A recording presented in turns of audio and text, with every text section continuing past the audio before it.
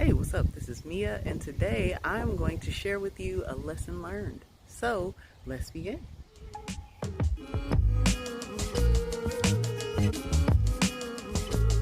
Okay, so it has rained quite a bit here, and now I am finally able to come outside and start weeding.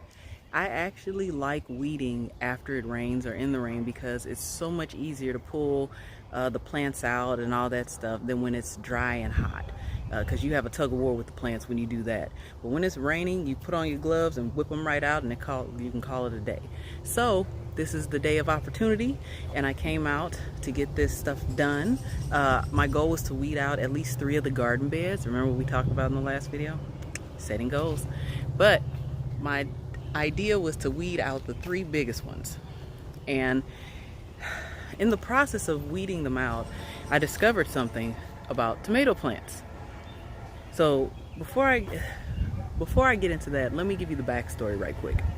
Last year was our first year doing a garden, and it was a very small garden. Even though I had like 3 boxes out here, I actually just utilized one, and I did tomato plants, green pepper plants, and something else I can't remember.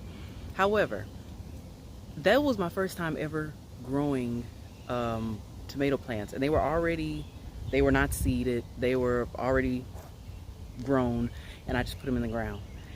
Well, when I bought them, I was like, oh cool, I could buy about 4 or 5 cherry tomato plants. They're really not going to produce much, because they're cherry tomato plants. Well, I got played.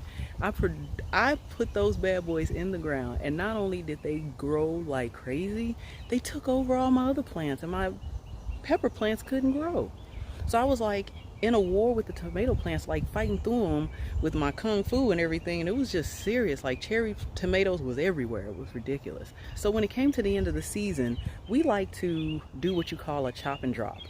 And a chop and drop is when we actually go through the garden, go to the plants that have died, chop them, drop them back in the ground, because they break down as compost for the soil over the winter. So we got to the tomato plants, and it was so funny because I remember my mom telling me something in the area of, be careful with some tomato plants, because if you chop and drop them, they grow back. Well, we never really specified what type of plants, so I went ahead and just chopped and dropped the tomatoes, because we were like, oh well, probably not cherry tomatoes, we're gonna just go ahead and chop and drop them. Well, we chopped and dropped them. Over the winter, nothing happened. Early spring, nothing happened. Well, when I start putting my cold crop plants out here, I started seeing a little something pop up, and I didn't really trip off of it, because I was like, oh well, that's probably weeds or something, I'll get to that bed eventually. Man, I thought it was just 1 or 2 that came up as I noticed what they were.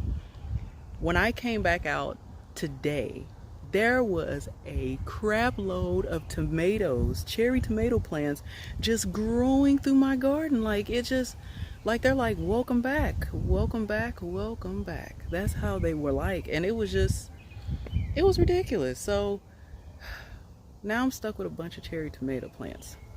Sorry, Mom, I didn't listen. Charge it to my head, not to my heart. I don't know if she's watching this. Anywho, it is so crazy how many cherry tomato plants have grown. Matter of fact, let me show you. So what you see is about 21 cups filled with tomato plants. Now what you don't see is that each cup has about 4 or 5 tomato plants in it. I mean, and that's just one tray. I still got a whole pot of cherry tomato plants that I need to put in cups. This is just ridiculous. So with that being said, what is the lesson learned for today? Listen to your mom. Sorry, Mom. And 2, do not chop and drop tomato plants, because when you do, them bad boys will come back, and they will come back with a vengeance. Like, they came back with a full-fledged attitude. So now I am putting them in cups, and hopefully I can sell them or something. I just can't deal with all them cherry tomatoes. So I got some in a cup, but I just wanted to share that lesson learned with you, because yeah, it got real, and I learned my lesson, and I don't think I'm gonna do that again this year. Anywho, that was a lesson learned. Kept it short and sweet. If you have not already, please go ahead and subscribe to my channel and go ahead and hit that notification bell. And you have a super-tastic day, because I have to get back. Sorry, these gnats and stuff are flying everywhere because it's wet outside. I have to get back to weeding and potting some of these tomato plants. So have an awesome day and a super-tastic evening.